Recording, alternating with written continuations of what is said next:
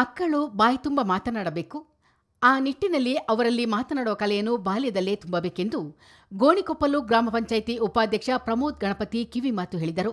ಗೋಣಿಕೊಪ್ಪ ಸರ್ಕಾರಿ ಮಾದರಿ ಪ್ರಾಥಮಿಕ ಶಾಲೆಯಲ್ಲಿ ಹಳೆಯ ವಿದ್ಯಾರ್ಥಿಗಳ ಸಂಘ ಜ್ಞಾನ ದೇಗುಲದ ಚೊಚ್ಚಲ ವಾರ್ಷಿಕೋತ್ಸವವನ್ನು ಉದ್ಘಾಟಿಸಿ ಅವರು ಮಾತನಾಡಿದರು. ಮಕ್ಕಳಲ್ಲಿ ಮಾತನಾಡುವ ಪ್ರೇರಣೆಯನ್ನು ಶಿಕ್ಷಕರು ತುಂಬಬೇಕು.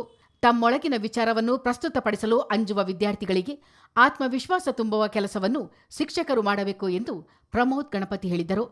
ಶಾಲೆಗೆ ಮಕ್ಕಳ ದಾಖಲಾತಿ ಹೆಚ್ಚಿಸಲು ಹಳೆಯ ವಿದ್ಯಾರ್ಥಿಗಳ ಸಂಘ ಕೈ ಜೋಡಿಸಬೇಕೆಂದು ಶಾಲಾಭಿವೃದ್ಧಿ ಮತ್ತು ಮೇಲುಸ್ತುವಾರಿ ಸಮಿತಿ ಅಧ್ಯಕ್ಷ ಜಗದೀಶ್ ಜೋಡುಬಿಟಿ ಕೋರಿದರು.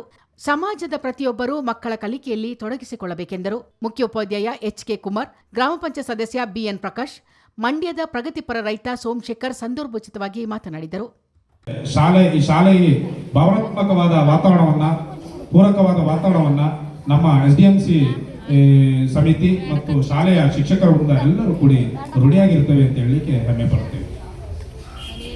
ಬಹುಶಃ ಇಂತಹದೇ ಒಗ್ಗಟ್ಟು, ಮಾನವೀಯ ಮೌಲ್ಯ ಮತ್ತು ಮನುಷ್ಯ ಸಹಜ ಪ್ರೇಮ ಇವೆಲ್ಲವನ್ನ ಬಿತ್ತತಕ್ಕಂತಹ ಕಾರ್ಯವನ್ನ ಹಳೆ ವಿದ್ಯಾರ್ಥಿ ಸಂಘಟನೆ ಬಹಳಷ್ಟು ನೈಪುಣ್ಯತೆಯಿಂದ ಮುಂದುವರಿಸಿಕೊಂಡು ಹೋಗ್ತಾ ಇದೆ. ಇಲ್ಲಿ ಬಹಳಷ್ಟು ಹಿರಿಯರಿದ್ದಾರೆ, ಎಲ್ಲರೂ ಕೂಡಿ ಬಹುದೊಡ್ಡ ಸಾಧನೆಗಳನ್ನು ಮಾಡಿದಂತಹ ವ್ಯಕ್ತಿಗಳಿದ್ದಾರೆ. ಅವರೆಲ್ಲರ ಪರಿಶ್ರಮ ನಮಗೆ ಇಂದು ಕಾಣಿಸ್ತಿರುವಂಥದ್ದು ಬಹಳ ಅಮೂಲ್ಯವಾದಂಥದ್ದು. ಇದನ್ನ ಯಾಕೆ ಈ ವಿಚಾರವನ್ನ ಹೇಳ್ತಾ ಇದೆ ಅಂದ್ರೆ, ಇವತ್ತು ನಮ್ಮ ವಿದ್ಯಾರ್ಥಿಗಳು ಇಲ್ಲಿ ಓದ್ತಾ ಇದ್ದಾರೆ, ಇಲ್ಲಿ ಕಲಿಕೆಯಲ್ಲಿದ್ದಾರೆ.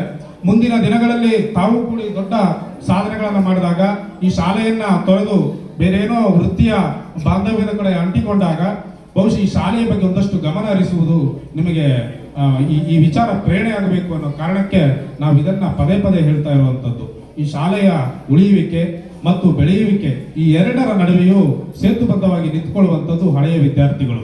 ಇವತ್ತು ನೀವು ಇಲ್ಲಿ ಓದಿದಂತ ವಿದ್ಯಾರ್ಥಿಗಳು ನಾಳೆ ಈ ಶಾಲೆಗೆ ಏನಾದರೂ ಒಂದು ಕೊಡುಗೆಯನ್ನು ನೀಡುವ ಮೂಲಕ ತಮ್ಮ ಈ ಕಲಿಕೆಯ ವಿಚಾರವನ್ನ ಮತ್ತು ಒಂದು ಗುರು ಕಾಣಿಕೆಯಾಗಿ ನೀಡುವಂತಹ ವಿಚಾರವನ್ನ ನೀವು ಮನದಲ್ಲಿ ಪ್ರತಿಷ್ಠಾಪಿಸಿಕೊಂಡಿದ್ದೆ ಆದರೆ ಈ ಶಾಲೆ ಈ ಶತಮಾನ ಅಲ್ಲ, 2 ಅಲ್ಲ, 3 ಅಲ್ಲ, 4, 5 ಶತಮಾನಗಳನ್ನ ಕಳೆದು ಮುಂದುವರಿಯುವ ಎಲ್ಲ ಸಾಧ್ಯತೆಗಳು ಇದೆ.